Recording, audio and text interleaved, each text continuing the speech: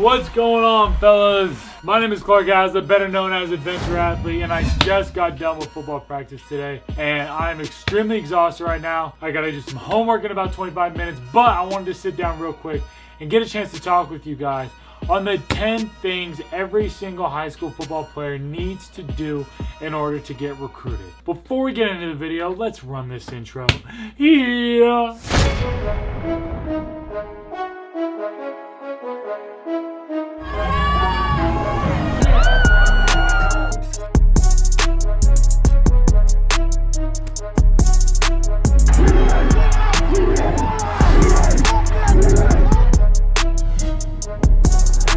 What's up, guys? As y'all saw from the title of this video, today you're going to be getting a chance to learn about the 10 things all high school football players need to do in order to get recruited.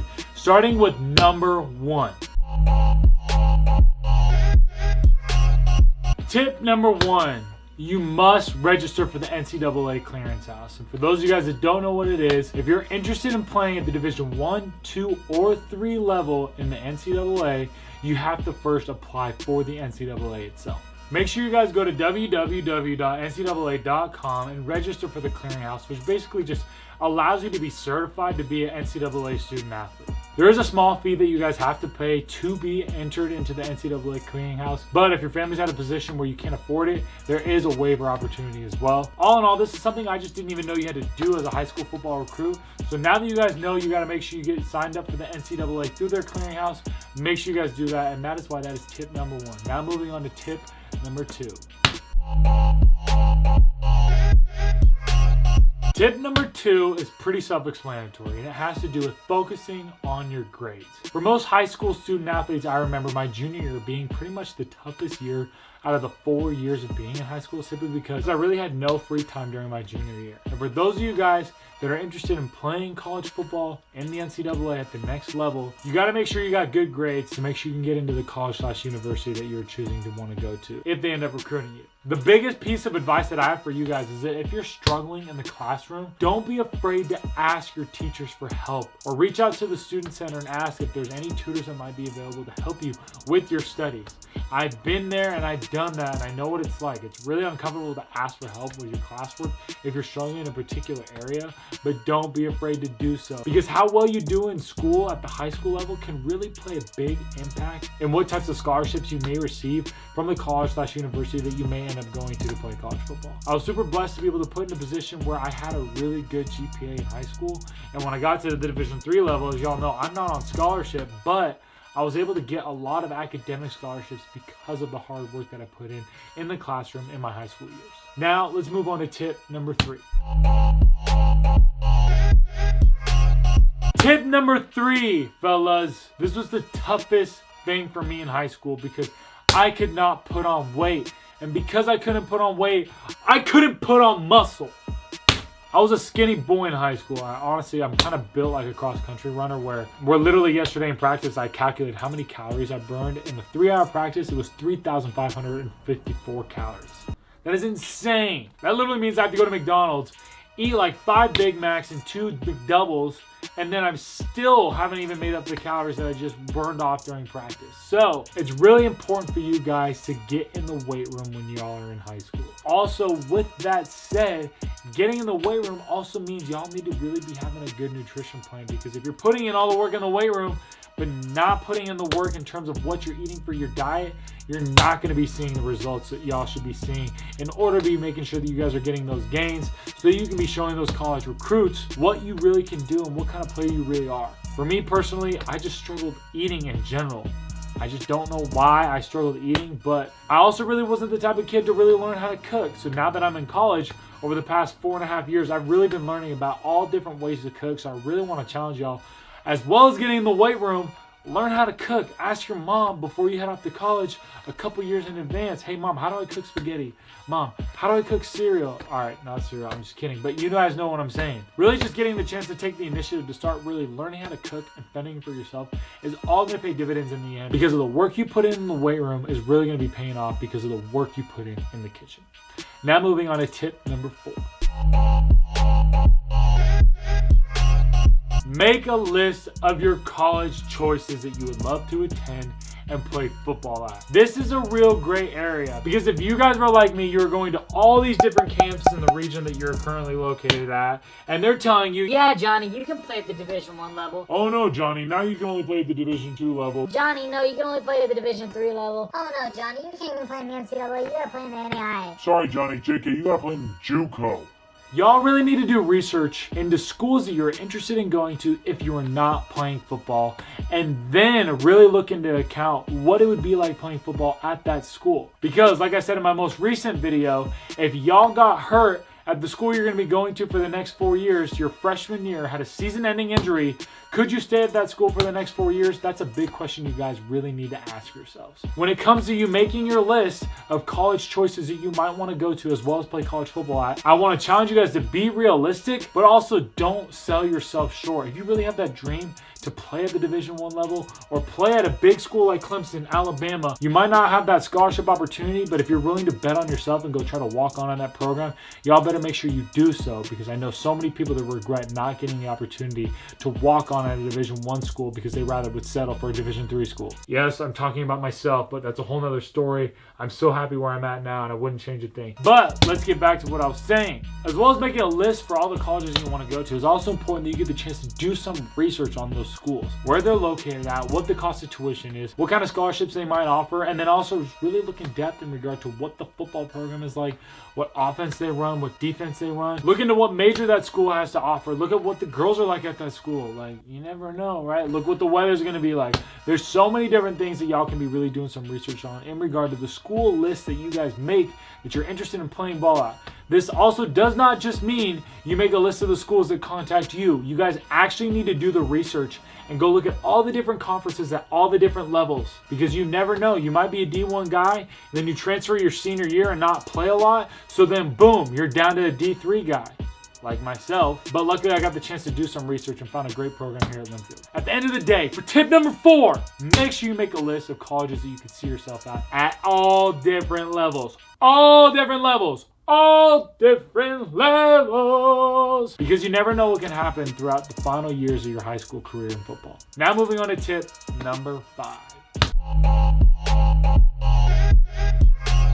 Tip number 5 is really self-explanatory in and of itself, because for those of you guys that are wanting to play football at the next level, it's really important that you guys get a chance to sit down with your counselors at your high school and talk about your options. Get a chance to learn about what you need to score in your ACT or your SAT to actually be admitted into that particular school. Which schools are really hard to get into and which ones are really not hard to get into. Getting a chance to just overall build that relationship with your counselor, they can also really get the chance to also vouch for you over time as your high school career comes to an end, to then also potentially even be a reference for you as you're applying for schools. Also moving forward, that counselor has really had a lot of experience with a variety of different students that have gone to different schools. So they might know someone that's gone to a school that you're interested in, and they might be able to connect you to then really see if that school is a right fit for you guys. Now moving on to tip number 6.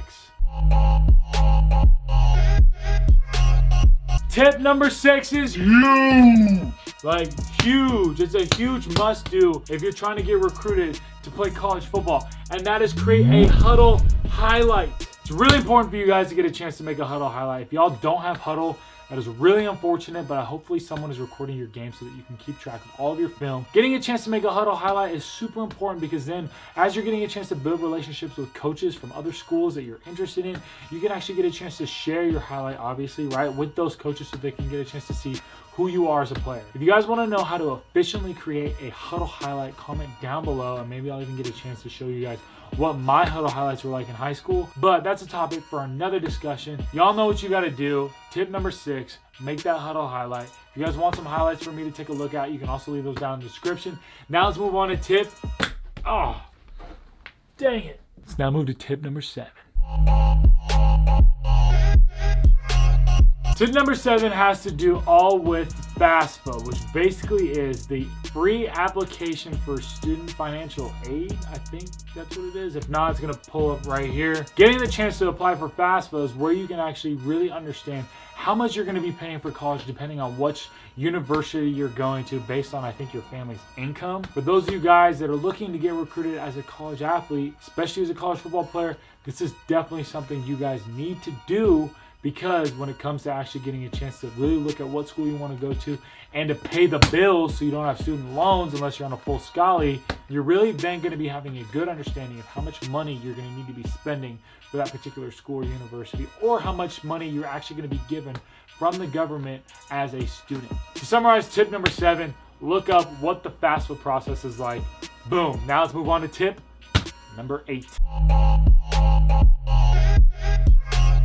Tip number 8, fellas, is huge, and that is creating a database of coaches' contacts. Oh my gosh, Coach Johnny, how am I going to be able to create a database of coaches? Well, as a student athlete, specifically as a college football player, specifically as a high school football player, you have to become a marketer before you even go to college. What I mean by this is you got to be utilizing Twitter, Instagram, YouTube, all these different social media platforms. One, to reach out to these coaches because they all have those platforms. Even Snapchat. I've even heard some recruits that really got a chance to get to know some coaches through Snapchat. There's some pretty crazy stories out there. But y'all really got to be making sure that you're putting your name out there, as well as making sure your social media is a good representation of who you are as a personal brand.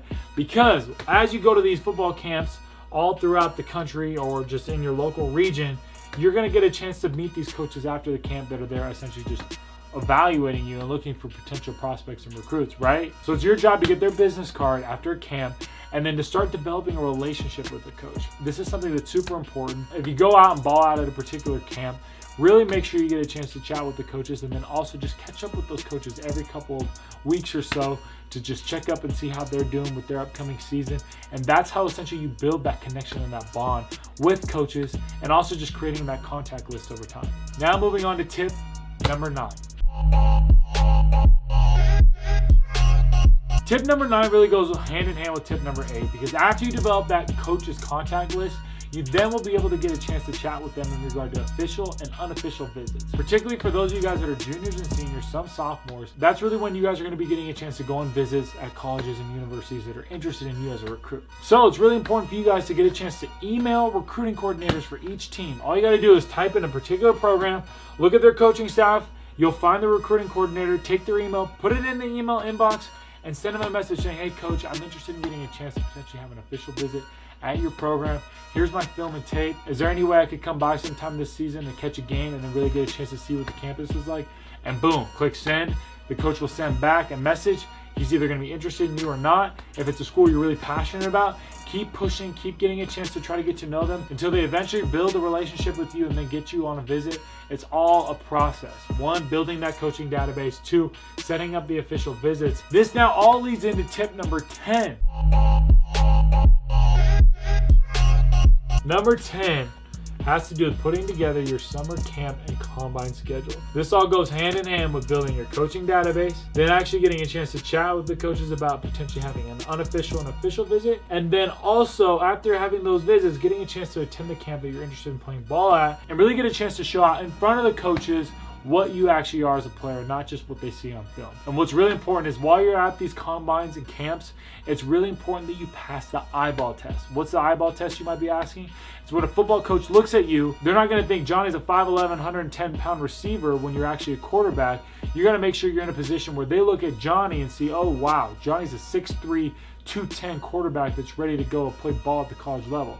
Now, I'm not saying if you guys are 5'11", you're not going to pass the eyeball test, but if you're 5'11" or 5'10", you better be jacked out of your mind if you're trying to play ball at the next level, because that's just how it is at these camps and combines. Coaches are going to look at you, and if you don't pass that eyeball test, they're going to be passing you up for the next guy that might be potentially passing the eyeball test. With that said, y'all, that is the 10 things high school football players must do in order to get recruited. I kind of am wrapping up this video a little bit quick towards the end because I'm getting exhausted and I still have to do some homework before I got to go to bed tonight. But at the end of the day, I really hope you guys found some value in this video. Make sure you guys stay tuned because this upcoming weekend is going to be our first game of the season at Rowan University. So for those of you guys that live in New Jersey or anywhere in that area, leave a comment down below. I'd love to get a chance to see you guys at the game. Let me know if y'all want any other suggestions for any other videos for me to make, and I appreciate y'all for showing love and support. I'm going to be wrapping up this video with my eyes closed. Yeah.